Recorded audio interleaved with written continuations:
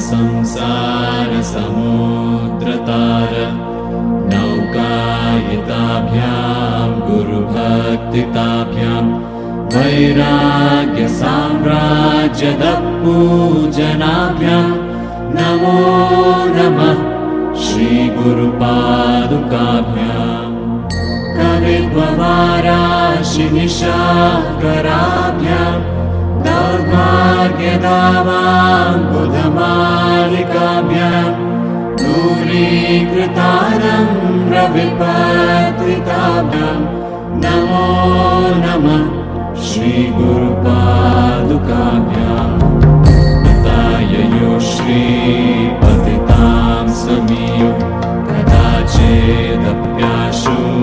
दरिद्रवर्या मूकाश्च वाचस्पतितां हिताभ्यां नमो नमः श्री गुरुपादुकाभ्यां नमो नमः श्री गुरुपादुकाभ्यां नमो नमः श्री गुरुपादुकाभ्यां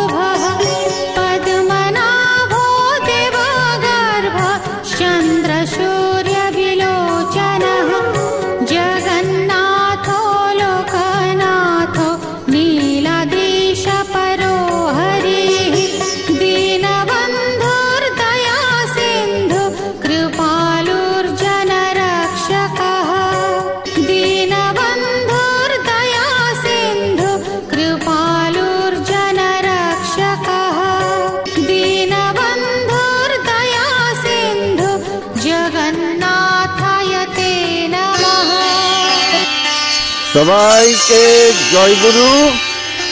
মন্নাথ শ্রী জগন্নাথ মদ গুরু শ্রী জগত গুরু মদ আত্মা সর্বভূতাত্মা তস্मै শ্রী গুরবে নমঃ।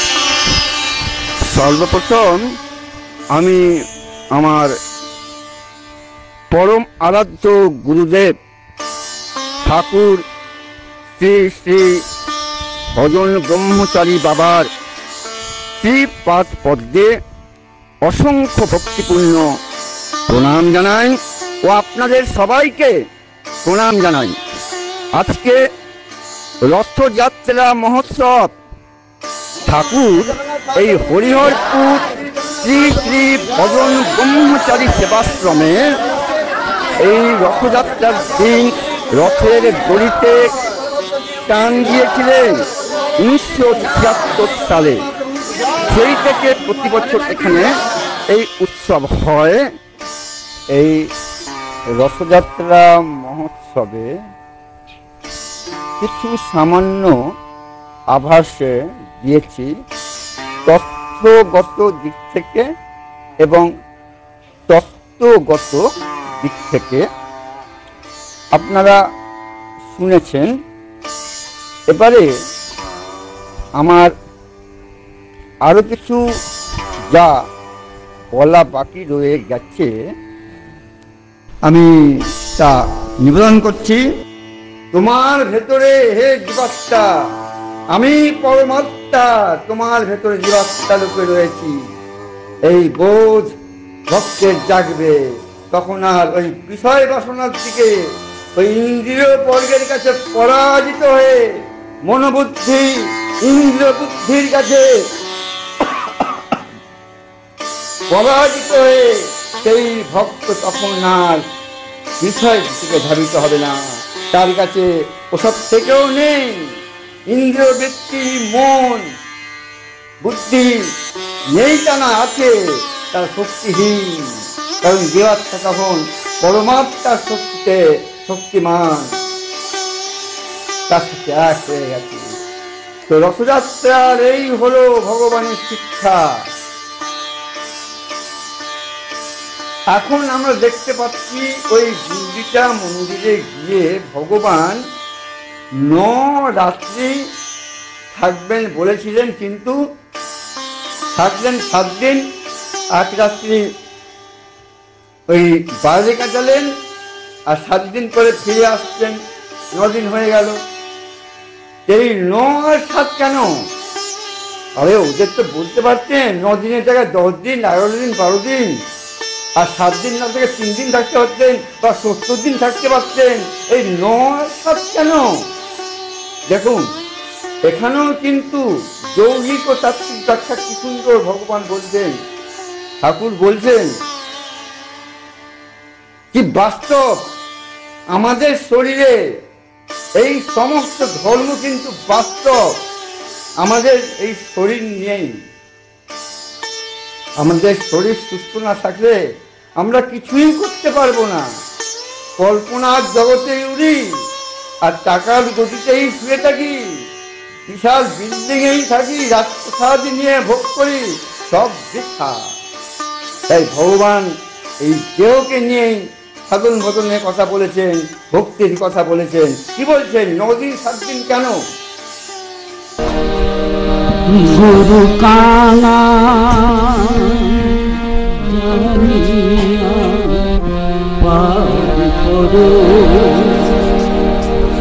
গুরু কালা জানিয়া গুরু কাঙাল জানিয়া গুরু কাঙাল জানিয়া গুরু কাঙাল জানিয়া পারে সবে গুরু কাঙাল জানিয়া পার করো জানিয়া পার করো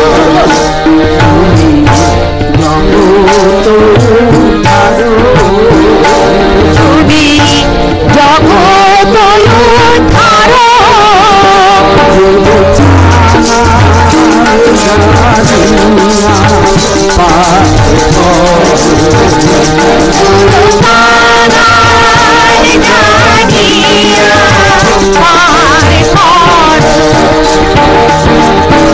আকাশে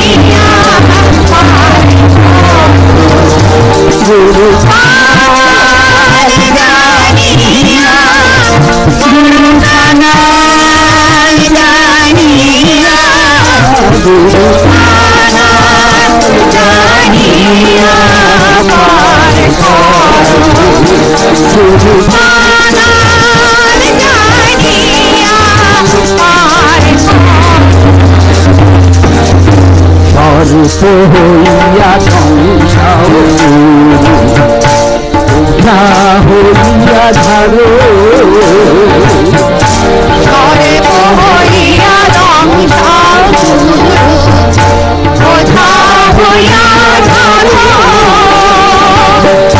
ব্রাহ্মণের রূপ লইয়া